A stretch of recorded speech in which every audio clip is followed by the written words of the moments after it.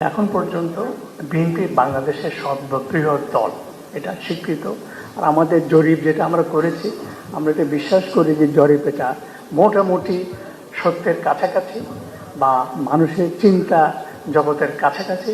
সেখানে বিএনপি কিন্তু বৃহত্তম দল হিসাবে এসছে এবং নির্বাচনে অনেক বেশি ভোট পেয়ে তারা বিজয়ী হবে, সেটা কিন্তু আছে।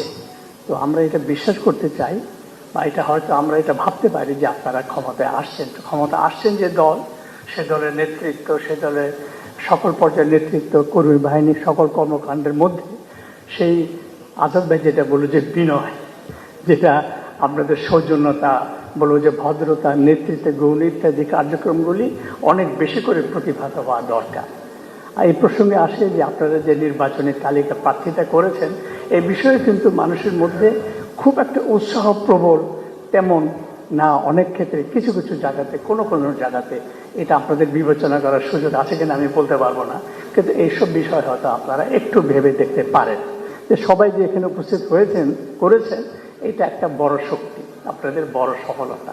সেটা সালাউদ্দিন আহমেদের বিনয় হোক বা দলের প্রতি আমাদের কিছুটা আস্থা বা সমর্থন বা ভাল লাগা থেকে যেভাবে বলি না কেন, এটাও একটা বড় গুরুত্বপূর্ণ।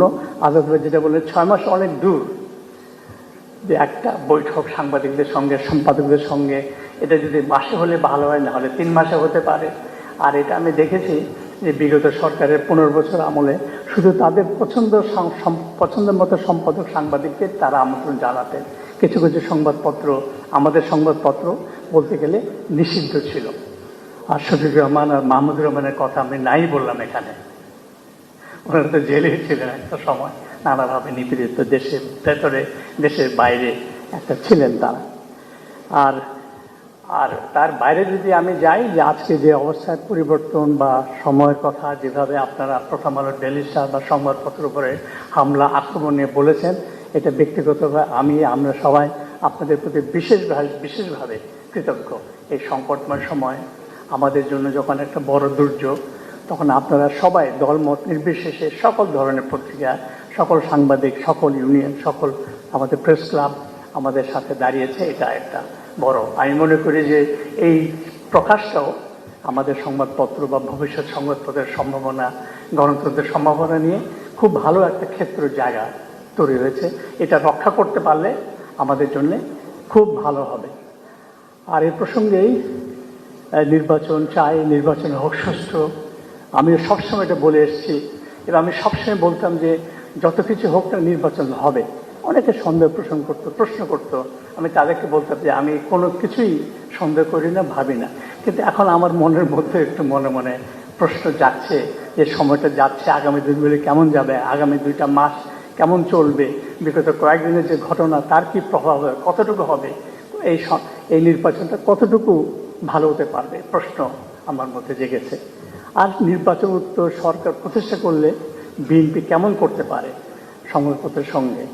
আমাদের অভিজ্ঞতায় বিগত 50 দশকে আসলে কোনো সরকার আমলে সংবাদপত্র শিল্প নানা কারণে খুব ভালো থাকতে পারেনি, নানা রকম সমস্যার মধ্যে দিয়ে গেছে। তার মধ্যে আমি পার্থক্য করতে চাই, বিগত 15-16 বছর বিগত স্বৈরাচারী সরকার আমলে সবচেয়ে বেশি নিপীড়ন, চাপ, ভয়, ভীতির মধ্যে দিয়ে সংবাদপত্রকে যেতে হয়েছে, আমাদেরকেও যেতে হয়েছে। কারো কারো ক্ষেত্রে এটা ভয়ঙ্কর রূপ ধারণ করেছে।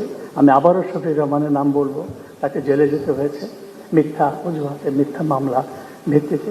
এটা বোধহয় আমাদের 50 বছরের ইতিহাসে সামরিক বেসামরিক সরকারের মধ্যেকার সবচেয়ে একটা কঠিন সময় বিগত 15 বছর। এটা শুধু প্রথম আলোর জন্য প্রযোজ্য না, সকল ক্ষেত্রেই প্রযোজ্য।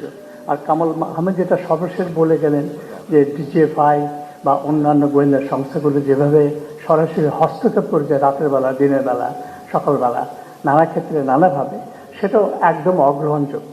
আর আমাদের ক্ষেত্রে এটা ছিল পত্রিকা মালিকের নিয়ে নেওয়া, বদলে ফেলা, সম্পাদককে বদল করে দেওয়া, শেয়ার বিক্রি করে দেওয়া।